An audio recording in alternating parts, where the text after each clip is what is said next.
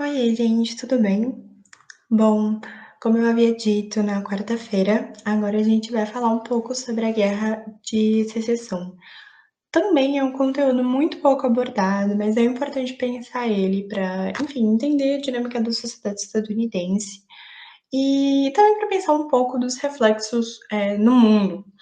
E até pensar um pouco sobre como que os Estados Unidos ele vai se comportar após essa guerra, porque ela é muito determinante para os acontecimentos que seguirão. E a gente sabe que daqui para frente, né, de 1800, eu vou colocar do século 20 para frente, os Estados Unidos ele vai se tornar uma grande potência, como é até hoje, muito significativa e que de maneira alguma pode ser ignorada para pensar qualquer outro conteúdo de história.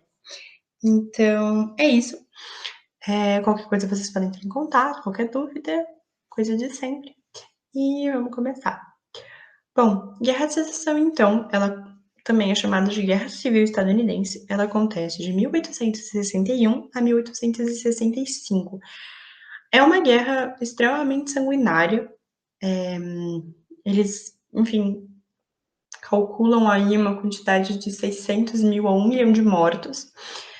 E, e ela refere-se a um período dos Estados Unidos em que houve uma separação é, de, enfim, duas perspectivas de futuro.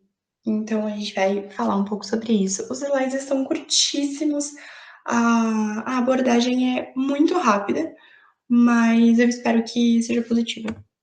Bom, então vamos lá.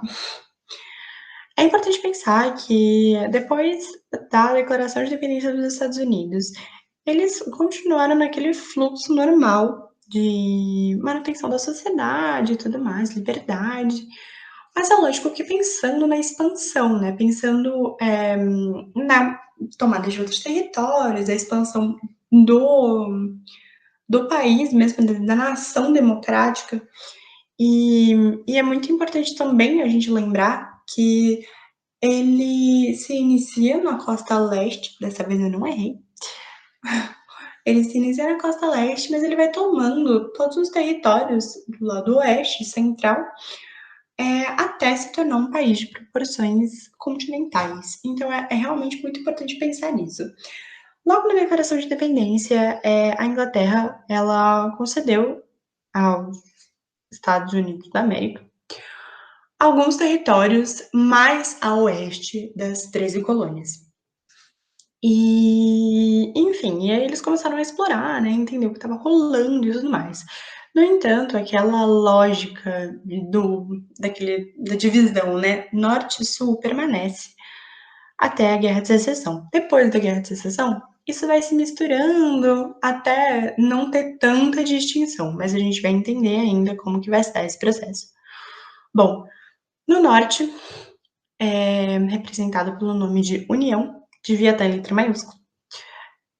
A gente tinha, né, a burguesia industrial, a mão de obra livre, logo eles eram abolicionistas, eles eram protecionistas e eles tinham um caráter urbano. O que significa isso? Bom, eles se desenvolveram, tiveram um grande grupo industrial que se desenvolveu lá, por isso uma burguesia industrial comandava a região, mão de obra livre, porque eles receberam muitos imigrantes, enfim, e aí lá eles contratavam, então era uma mão de obra livre e assalariada, então era a criação realmente de uma classe trabalhadora na região.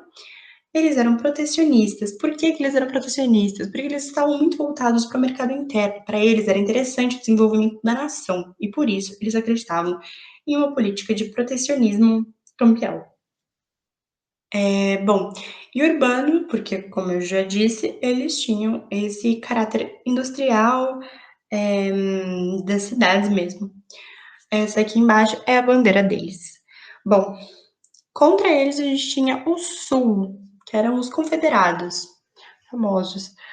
Bom, eles eram compostos pela aristocracia rural, eles eram escravistas, uma vez que eles usavam ainda do sistema plantation, como eu havia dito na quarta-feira, que refere-se à lógica de agricultura para exportação, sobretudo tabaco e algodão, sistema, aliás, mão de obra escrava e grandes latifúndios de terra. Bom, e eles compunham tudo isso, uma vez que eles eram aristocracia rural. E, por eles tratarem de uma agricultura para exportação, eles eram favoráveis a uma política de câmbio livre. Então, eles acreditavam que tinha que ser tudo livre mesmo. Eles eram adeptos a enfim, a essa expressão do liberalismo, né, em que no caso não seria muito adequado pensar dessa maneira, mas, enfim, de uma política de câmbio livre, baixas taxas alfandegárias, para que eles realmente pudessem lucrar, uma vez que eles também importavam muitos produtos industrializados. Bom, essa é a bandeira deles. Hoje, inclusive, é muito importante a gente lembrar dessa bandeira deles, porque hoje ela é um símbolo de uma perspectiva, né, de uma lógica bizarra, que é um absurdo que isso ainda exista, de segregação étnica-racial nos Estados Unidos por causa dessa carga escravista que eles têm, e enfim, que a gente vai ver como isso se desenvolve. Bom, quando que eles começaram a tretar de fato? Começou a ter um mal-estar entre esses dois polos estadunidenses, uma vez que eles começaram a se dedicar para a expansão a oeste. Então, essa expansão a oeste, ela levantou muitas problemáticas, né? Porque na medida em que a gente tem uma nação que ela está completamente dividida entre duas perspectivas de futuro, porque uma perspectiva de futuro acredita na continuação de uma aristocracia rural, de grandes terrenos de terra e uma lógica escravista, uma outra está querendo industrialização, fortalecimento do mercado interno. Como pensar a expansão dos territórios e como disputar essa expansão de territórios entre essas duas perspectivas. E aí começou a picuinha deles. Bom, continuando então.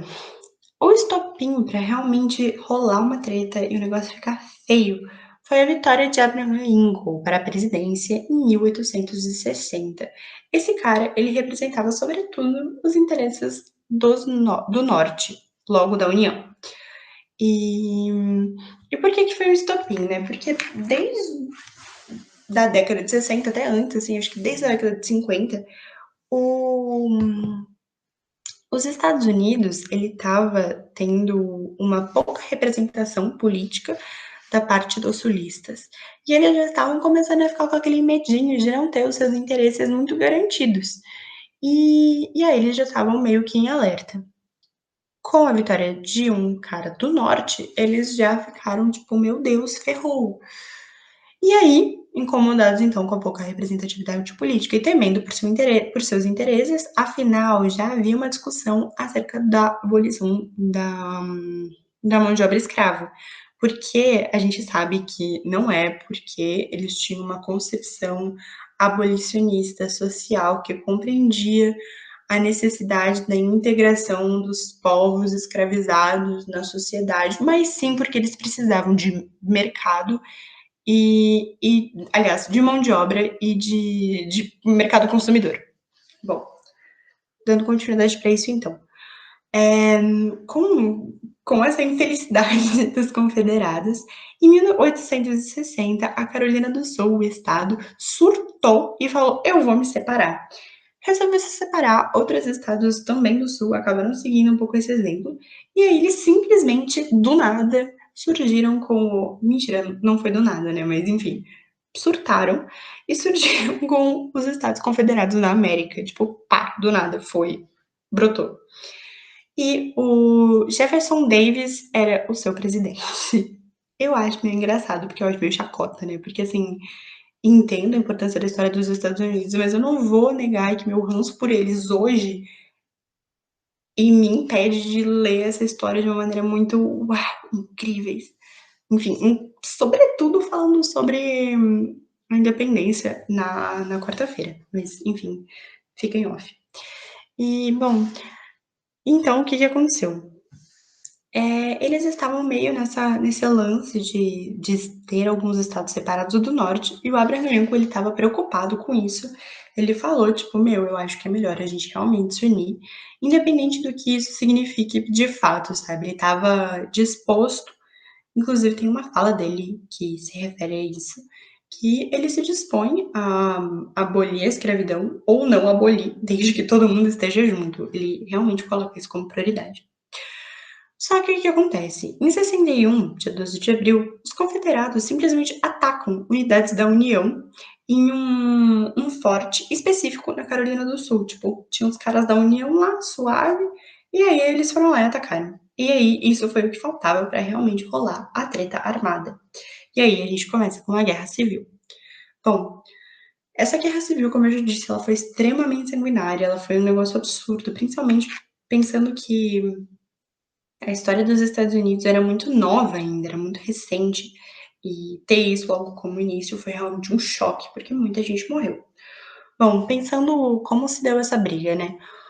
O norte tinha maior população e maior número de fábricas, então a gente pode supor que eles já tinham um arsenal melhor, enfim, um funcionamento melhor militar. E também um relativo apoio do presidente Lincoln, porque, como eu disse, ele estava querendo realmente que as coisas ficassem tranquilas e que os dois se unissem. Mas, pensando ideologicamente, enfim, nos interesses dele, ele tinha uma predileção pelo norte. Bom, e aí a gente tem o sul. O sul, a gente tinha militares experientes, né, dessa aristocracia rural, e uma população de campo. Alguns sabiam pegar em armas e tudo mais, então dava para rolar uma treta boa.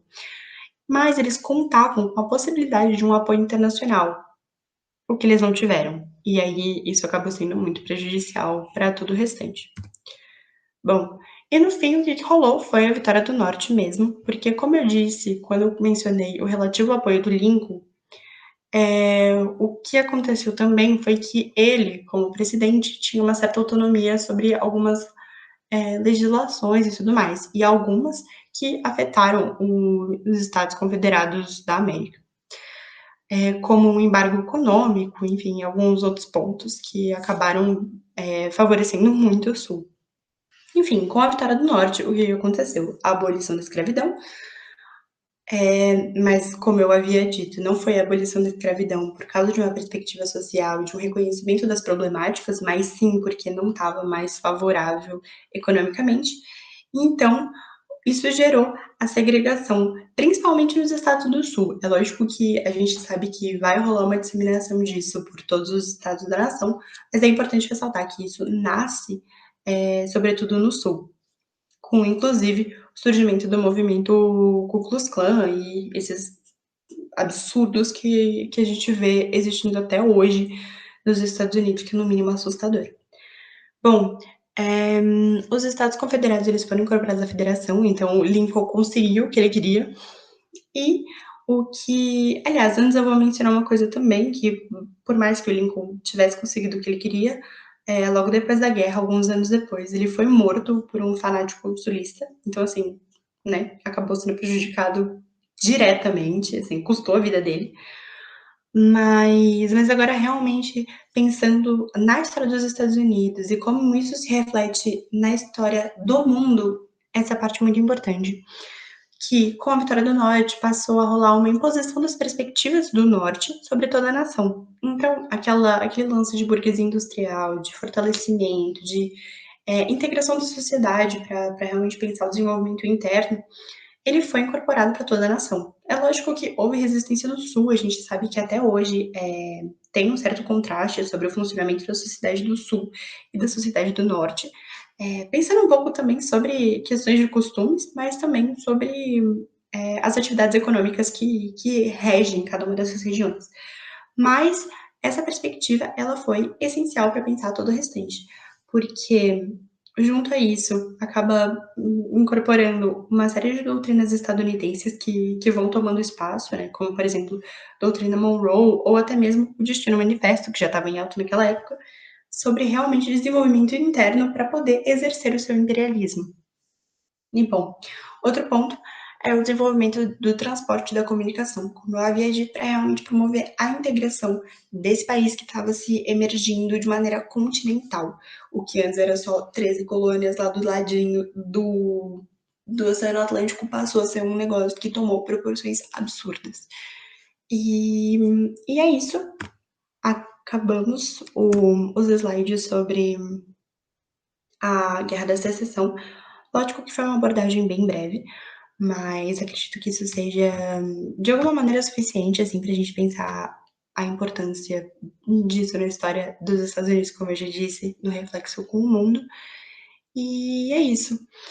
Acho que a gente para por aqui todo a questão estadunidense e volta à Europa para entender as revoluções burguesas que aconteceram lá. É lógico que da independência dos Estados Unidos à Guerra de Secessão, a gente pulou um grande período de tempo aí, mas realmente só foi para poder se apegar ao eixo temático e comentar sobre tudo que rolou nos Estados Unidos. Mas agora a gente vai voltar um pouco no tempo para falar sobre a Revolução Francesa, que é essencial. Mas entender a relação que a independência dos Estados Unidos e os valores da independência dos Estados Unidos têm, tanto com a Revolução Francesa como com a Guerra da Secessão, é essencial para pensar toda a cronologia histórica que a gente está criando aqui.